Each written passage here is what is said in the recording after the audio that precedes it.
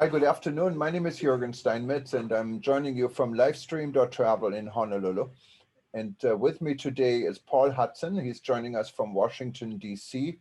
And Paul is an advocate, he's an attorney, and he is head of Flyers Rights, an organization based in Washington that has helped airline passengers in the United States and around the world to make their voice heard. Paul is also has been involved in the issue we all heard about the Boeing Max, what caused two airlines to crash, one in Indonesia and then one in Ethiopia. And Paul has been following and actually been very active in the development of making the Boeing Max a more safer plane. Where does this stand, Paul? Well, where it stands is that the FAA has apparently decided they're going to unground the MAX, and we expect the decision to formally come out later this month. But unfortunately, they're asking the public to take their word for it that the plane is now safe, and the word, of course, of Boeing. And while they've talked about transparency, they are unwilling to release any of the technical details of the fix. That is especially the software that was the cause of the two crashes, so that it could be viewed and it could be vetted by outside experts. They've also prevented any release of the actual protocols for the tests, the flight tests and other tests that the FAA is presumably doing and has done. And finally, they're unwilling to release the actual results of the tests. And it's also up in the air as to whether and when pilots will actually be trained to operate the MAX safely if the same kind of conditions occur that resulted in those horrible crashes that killed 346 people. Wow. And this is going on for quite some time. And I think there are different steps before we even got into pointing the finger at Boeing. The fingers were pointed at pilots and at other issues. Can you give us like a rough summary how this all developed? I think it kind of became a very known subject after the second crash in Ethiopia, where Ethiopian Airlines, what is a member of the Star Alliance, reached out and said, no, wait a minute, it's not all us, it's not our pilots. And I can tell you on the sideline, I went to Ethiopia just within a couple of weeks after this crash, and I visited the training facilities. They're really state-of-the-art facilities Ethiopian Airlines has, and the airline is not only training their own pilot, it's a commercial training facility where they train pilots from all over the world, specifically in Africa. And as far as I know, it's the only such training center in Africa. So Ethiopian Airlines is leading in Africa, at least, when it comes to operating a safe airline. And they were really quite outspoken, I think, what triggered all these various investigations after the second crash. Isn't that how it developed, Paul? Well, after the second crash, within a few days, the MAX was grounded by the FAA, and it was grounded all over the world. Other countries actually grounded it first. The first crash occurred. That second crash you referred to occurred in March of 2019. The first one, however, was October 29th of 2018, and that was in Indonesia. And in that crash, I happened to serve on the FAA's main safety advisory committee, called the Aviation Rulemaking Advisory Committee. And I know the Boeing people for many years, and I immediately asked them, why haven't you grounded the plane? And this is after the October crash. And the answer was, well, it's under investigation. And then they said, well, we're going to fix it in January of 19. Nothing ever happened. And then the plane was reassured that it was safe to fly, and we had the second crash. Same exact scenario.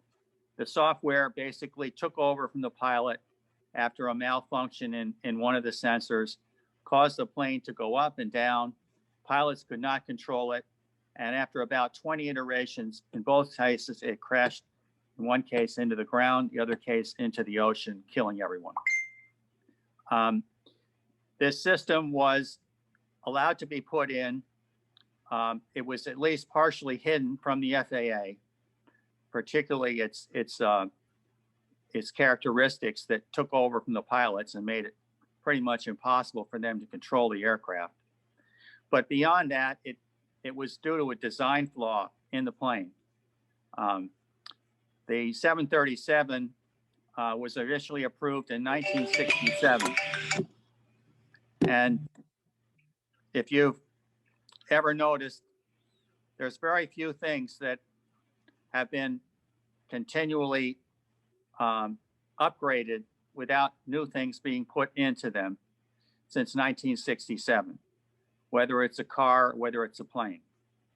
But the 737 has been so reliable and such a workhorse and such a success financially for Boeing and the airlines that each time they would do a reiteration, they would stretch the plane, they would add things to it, but they didn't want to actually change the plane to where they had to actually certify it as a new plane, because that would cost money. It would require more regulation, more approvals. And in the case of the MAX, which is the fourth or fifth iteration of this plane, they were under pressure to get the plane out to compete with an Airbus 320neo. As a result, the plane was dangerous from the get-go, and the problems now have been so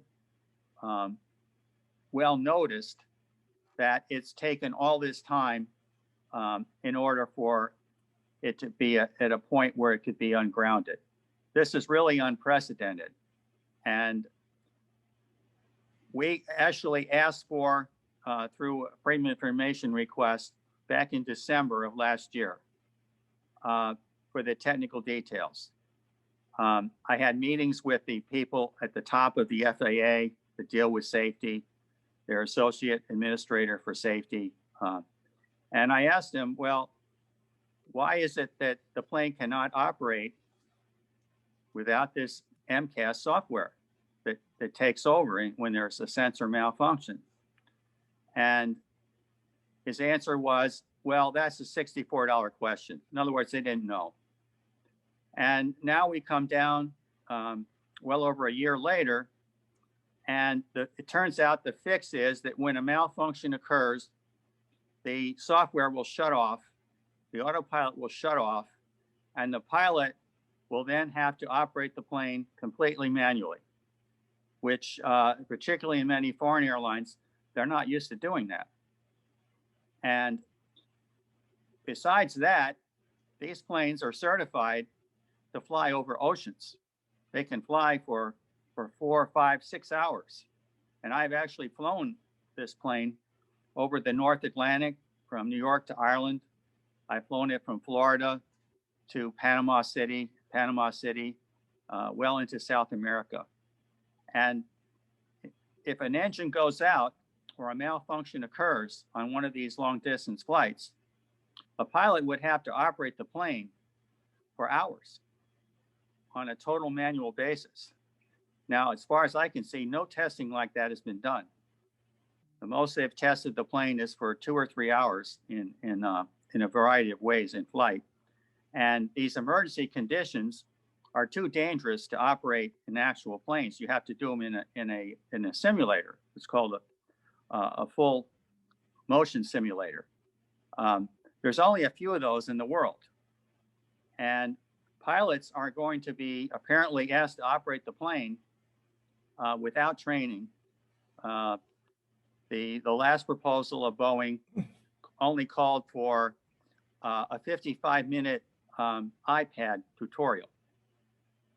And the top pilots in the world testified before Congress saying that you have to have what they call muscle memory. In other words, your reaction has to be almost instantaneous, within at most a matter of seconds, not only for this condition, but for approximately 100 other emergency conditions.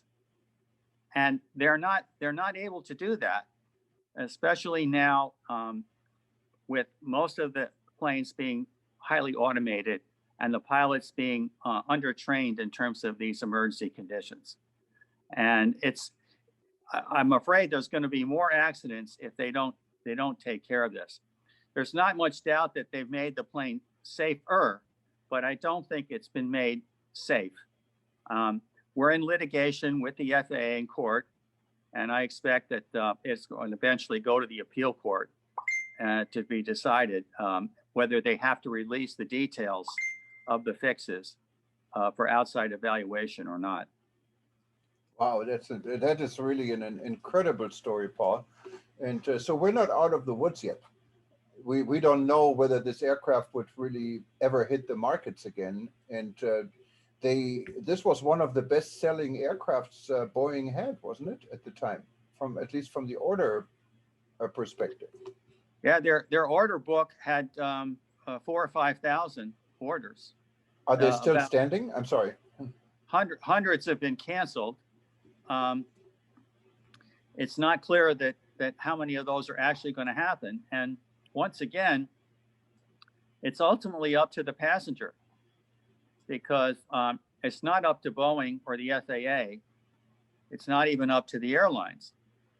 If people won't fly the plane, and surveys have indicated that somewhere between 20% and 70% of the people say they won't fly the plane. Right. At least in the first few years. And we've had many calls on this when the plane was after the second crash, when it looked like it was going to be ungrounded. And the number one question was, how do we avoid that bad plane? Right. And it's a fascinating story, and I'm sure we're going to hear more. You've been working on this now for 2 years, I believe you said, when it started in 2000, and you said October 2017, after the first it was 18 crash. actually. And 18, yes. Wow, thank you so much, Paul. I wanted to just let everyone know, if you need help from Flyers Rights, they have a toll-free number. I'm seeing it here on the website. It's 877-359-3776, or it's hard to see here. 877, is it Flyer 76? That's Flyers 6. Flyer 6, okay. ERS 6. You can also email us at hotline@flyersrights.org. Perfect. And you find all of this at flyersrights.org, as Paul said, and great organization. You can join it right from the homepage and see all this work, incredible work Paul has been doing over the years. Thank you so much, Paul, and we hope we have you back in one of our podcasts. I know you frequently contribute to Ethiopia News, and we thank you for this. All your articles so far have been very much seen by our audience of travel professionals all over the world, and they love it. So keep up the good work and stay safe. And you do the same. Wonderful. Thank you so much. Thank you, Paul. Take care. Okay, thanks so much. Bye-bye. Okay, sorry, I'm not in a business suit here, but no. If we do it on podcast, I won't see you anyway, so that's fine. Oh, okay. Okay. All right. Okay. Perfect. Thank you so much, Paul. It'll be interesting. Okay. All so right. I'll hopefully I'll be in Hawaii in November. Okay. Well, if you do, let me know. Yeah. I'm trying to get out of here. I haven't had the courage yet. So. Yeah. Stay safe. All right, you too. Thank you. Bye-bye. Okay, bye-bye. Bye-bye.